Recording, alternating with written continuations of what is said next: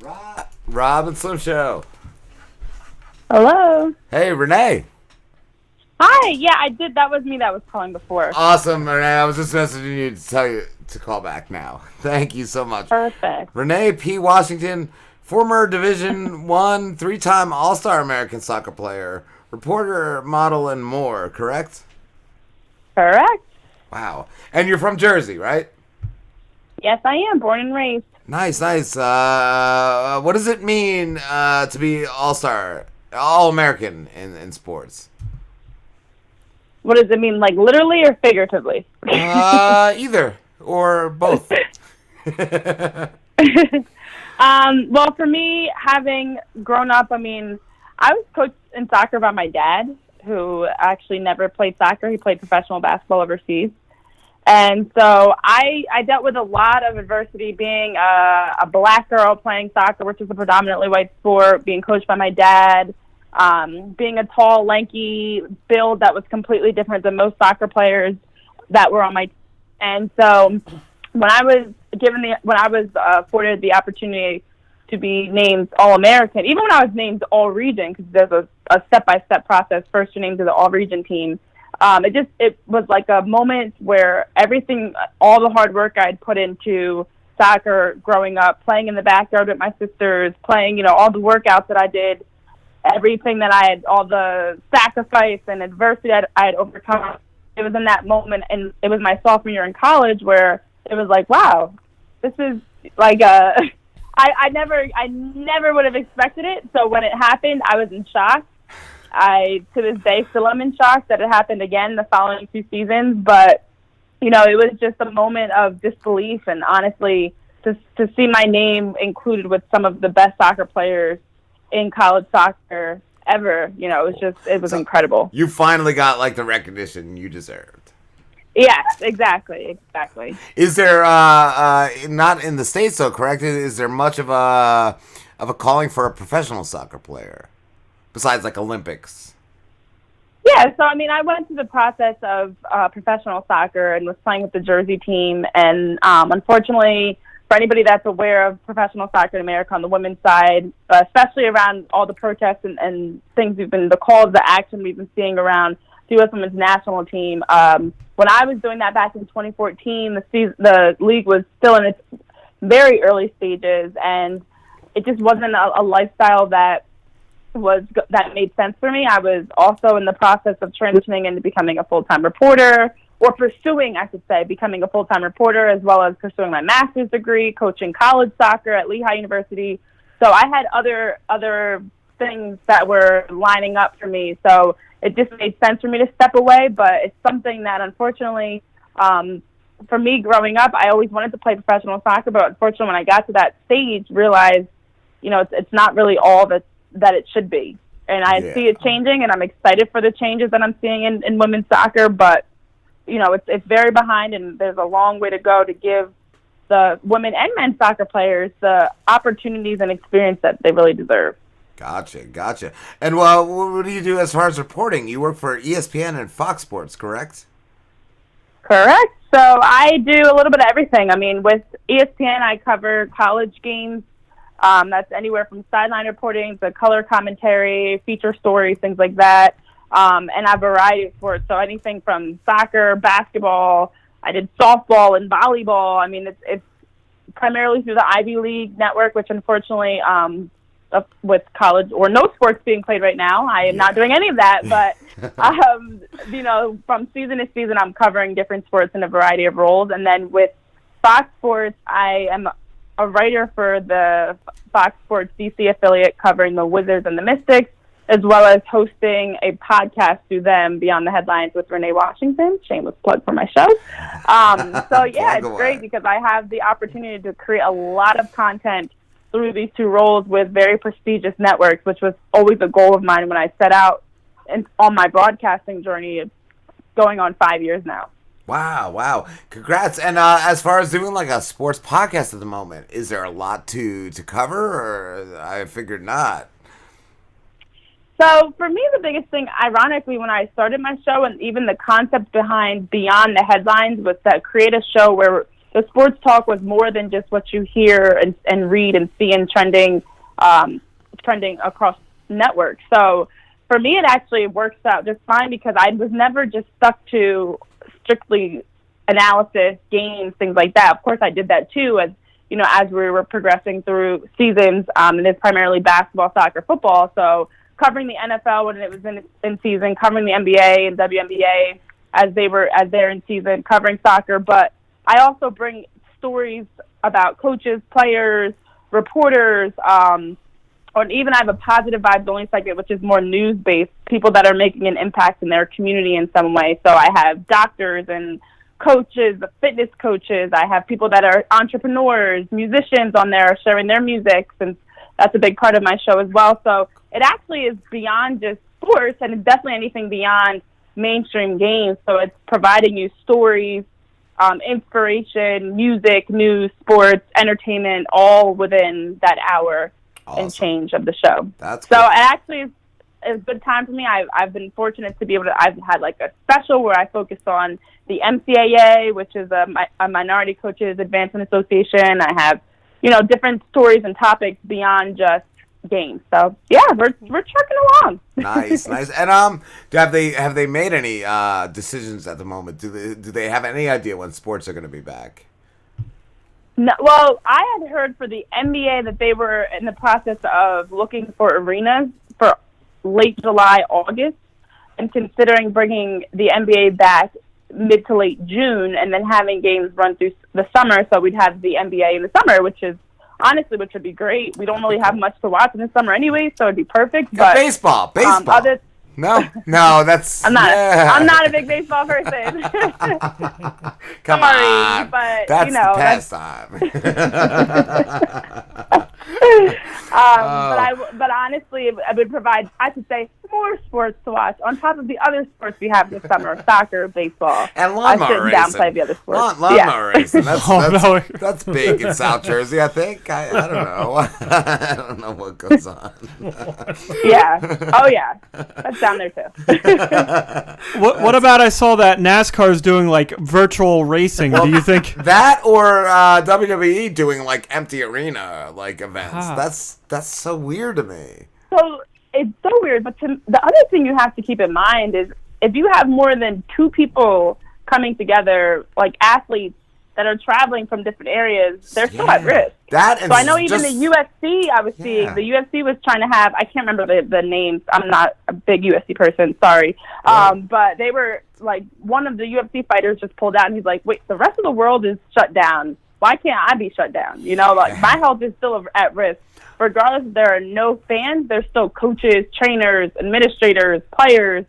That's enough people in itself to spread. So yeah. I heard that athletes had some of them had already had the disease, the virus. Yeah, exactly. That's exactly it. I mean, that's what even started the NBA getting shut down. And Rudy Gobert of the Utah Jazz had it, and then it spread through some of the Utah Jazz. We've heard players from the Nets, the Lakers, the Sixers. We don't know exactly names for some of these programs, but the franchise have announced that someone within the coaching staff, players, administrators has it. But I don't know when we're going to get back to sports. I think NASCAR definitely could still go on, except for the fact that they have the pit crew that changes the tires and everything. Oh, yeah. That would be an issue. But for the drivers themselves, they'd be fine. Yeah, I was going to say, you're kind of isolated. You're just in that car, the dumb car. So. Yeah, that's social distancing. Yes. Yeah. What have you been stocking up on, Renee? Everyone's getting toilet paper, but what personally have you stocked up on? Nothing actually. I mean, I got groceries the other day, and I braved the conditions. Went out for my essentials. Yeah. Good. And unfortunately went at the wrong time of day. I should have went early in the morning because there were way too many people at the store, and way too many of them were not following social distancing rules. Yes. I know. But I actually have been going on groceries wise is normal because it's just me, so I don't need to overly stock up on toilet paper. There's only so much one person can use. So I've just been buying, I have everything I need and I'm good to go. I did actually purchase a lot of medicine, over the counter medicine. Same. But hand sanitizer I've always had everything else. So see, this is the first time I've I've never in my life even used hand sanitizer, but now I'm using it like all day. Oh, all day. yeah. I always have, because I've always been a big germaphobe in that aspect, because I still coach soccer, actually. And I still work. So I work with kids, and I'm shaking a lot of hands between reporting, coaching. I do a lot of guest speaking, so I'm like always sanitizing. Me and my friends started like virtual fist bumps, and some of us bump shoulders now. That's like the new thing. There you go. You gotta be creative with it. But I've always been like a little paranoid about that kind of stuff, but I've never been about the hand sanitizer, because I heard years ago an interview with Howie Mandel, who was such a germaphobe that he used it so much that he killed the good bacteria in his hands, and it caused him to like grow warts from that. So yeah, I never was into it at all, but yeah, no, I'm using it now. Not super much, but like every I don't know, hour or so I'll do that. And I'm using the wipes, the wet ones. There you go. Those are always good. Those Lysol wipes they're your friend, especially now. Yeah, if you can find them. Yep.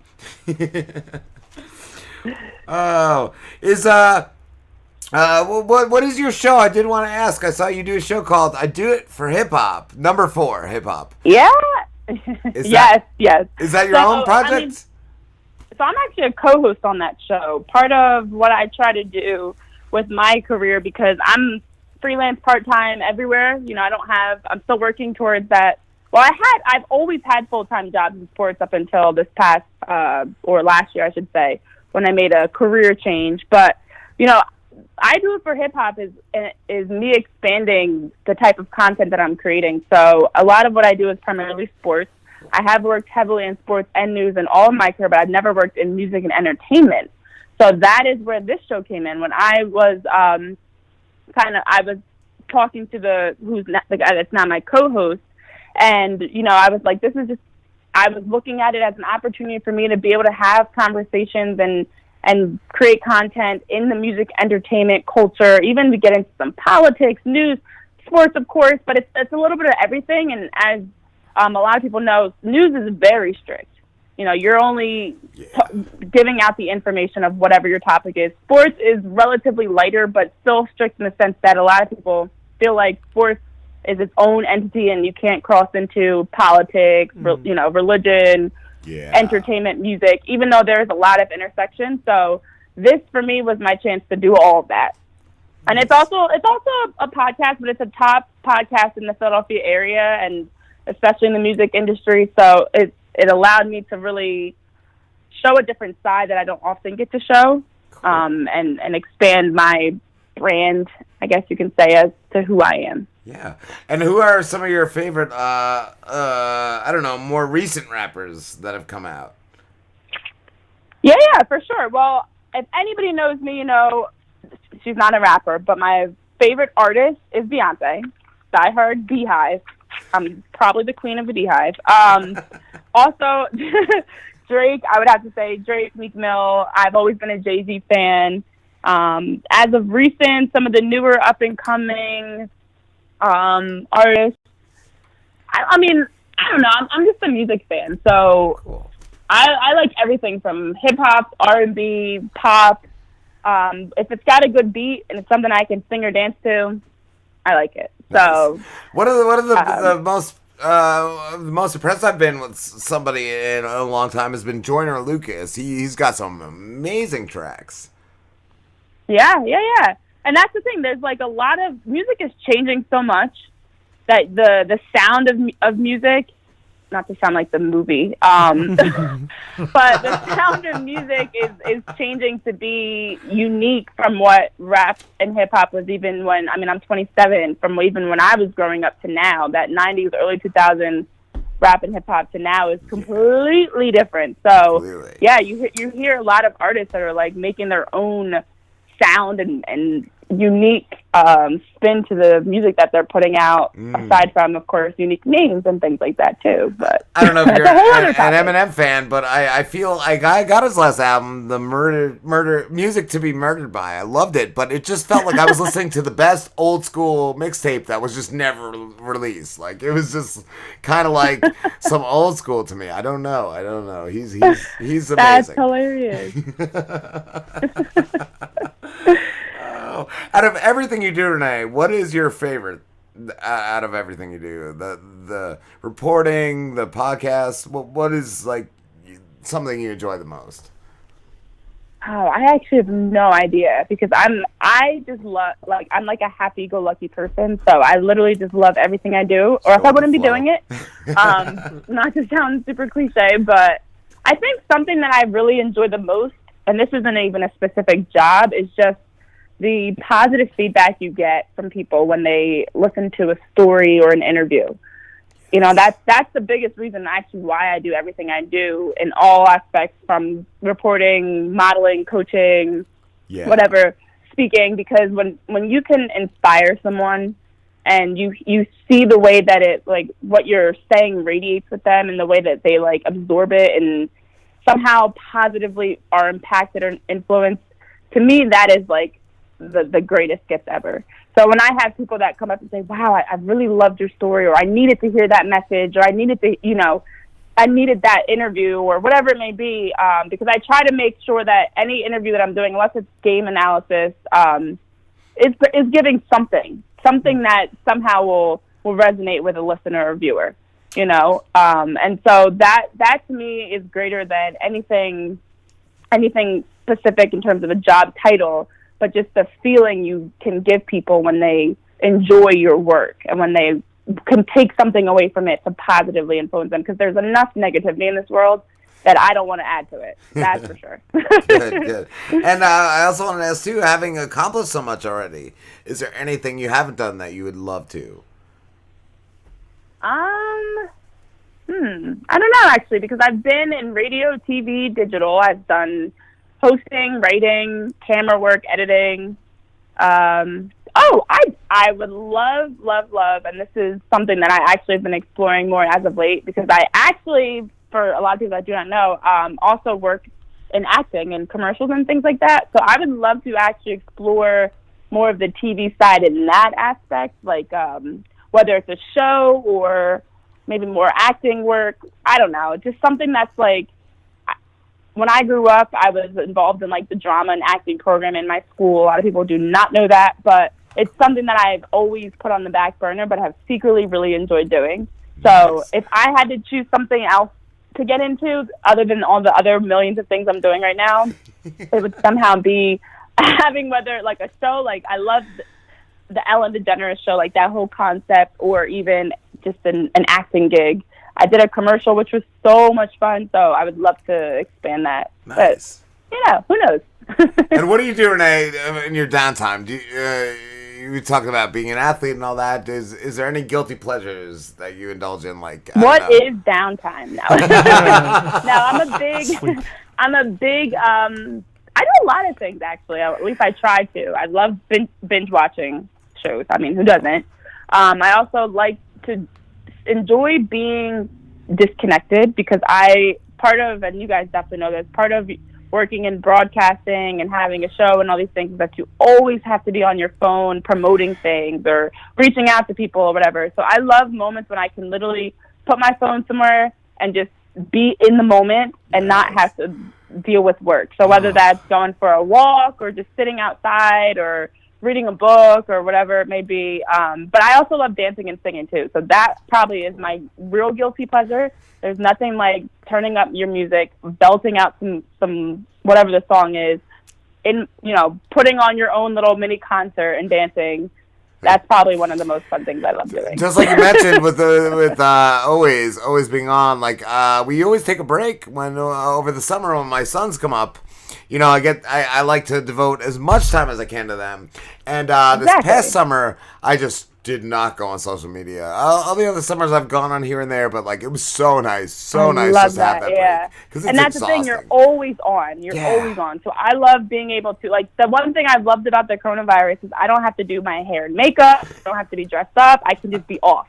Like, I don't have to constantly, be on the go and moving. And I love moments to me that I can just be off and just be goofy or be myself or have fun. I've also enjoyed seeing some of my actor friends. One of my friends, Sadie Katz, she posted she's always wanted to try a different hair color because she's got to be blonde in every role. So I think she did that blue. Yeah, it was blue or green. Yeah, I saw that. And my friend Lucas Carvana, he's a comedian and an actor, and he just posted he's saving so much money by not wearing makeup. Yes. Oh yeah. And now is the time, because I haven't thought about it. I love changing my hair color too. Yeah. But I feel like I always have to have this like dark hair, really clean look. But I've been thinking, like, now is the time. If you wanted to do something scandalous, dye your hair pink, purple, blue, whatever. Yeah. I don't know, shave your head, whatever. Just do it now while we're all on lockdown and can't go anywhere anyways. I feel like it's also the best time to eat poorly. Like, the quarantine 15 is very real. That is the real thing. Is it? I figured that, and also like 9 months from now, a baby boom. It's probably coming. I've been saying that from day one. We're gonna have a lot of people are gonna put on weight, and there's gonna be a lot of pregnant people. A lot of corona kids. Within the next 9 months, we're going to see a lot of changes. Yeah. I mean, nobody's working as much as they used to. All you can do is sit in your house or maybe go outside in your yard, whatever, but you're limited to your house and the people that are there. So if you are quarantined with your loved one, between eating and whatever else, and also binge watching shows. That's been a big thing, too. I just did and I know everyone else here, Slim and Slambo, we all did the Tiger King. Have you watched that? I actually have not watched it, and I feel like now it's too late because I've seen it so much on social media. It's so spoiled. It is so delightfully white trash. That's all I gotta say. What is the most recent thing you've binged? I've been considering Ozark. Oh my God! Please do. Have you watched any of it so far? No, I haven't. You know what? I moved recently, so I just got my cable and internet set up. So that's been the problem because I don't like binge watching on my computer. I want it on my TV so I can kick back, put my feet up, and pause, play, do all that stuff I need to do. Yeah, on the big definitely. Screen. So Ozark, I definitely recommend. About to start. I've had people thank me for recommending that show to them. Like, that is a really good one. Really good one. Yeah. Ozark needs to cut you a check then if you're out there. I love some of that Ozark money. I want to hang out with the whole cast and crew. It's a really good show. A lot of people have compared it to Breaking Bad. Oh, another show that I need to binge watch. That too. I recently started Dexter because there's a million seasons of that. That's one I've never done. Breaking Bad. Yeah. Yeah. But yeah, Breaking Bad is definitely good, and like I said, Ozark is almost that with the Cuban what's it, the drug lords? Oh, Narcos or something? Almost. Narcos. Yeah. Like he's embezzling money for like the Cubans type of thing. So like one of his partners. I love Narcos. Yeah. That had me feeling like I was in the Mexican cartel. Yes. I was like, that's it. One of his clients. I was walking around like I was somehow involved in the cartel. I would also recommend binging BoJack Horseman. Right, I just did that, and that was I've been watching that show too. It's a great show. It's so good. It's so like BoJack just so deep and like depressing and just not what you would expect. And it it's to be. animated, so yeah. But I've heard it had me crying. I try to balance the shows that I watch because I try to make sure that they're not like all too extremely depressing or too like at one point when I was watching Narcos, I had just finished watching Prison Break, and it was like too much. Of like all this fighting and drugs, prison, all this stuff, and I was just like, my whole mindset was completely different. So I try to balance it out. Like right now, I'm watching a nice like happy-go-lucky show called Good Girls. I don't know if you've ever heard of it. Yeah, I watched the first, 2 seasons on Netflix. I like that one a lot. I do know it's video games. Oh, Yeah. perfect. So that's like a nice, I mean, it's humorous. It's like a little bit of crime, but, you know, it's very, very mild compared to what you get on other shows. So, yeah, I'll definitely make sure that I check those out. Nice. Renee, we have to wrap this up, but it has been a pleasure talking to you. Thank you so much. I'm glad that we were finally able to get this done, and I'm happy that I had the opportunity to join your show.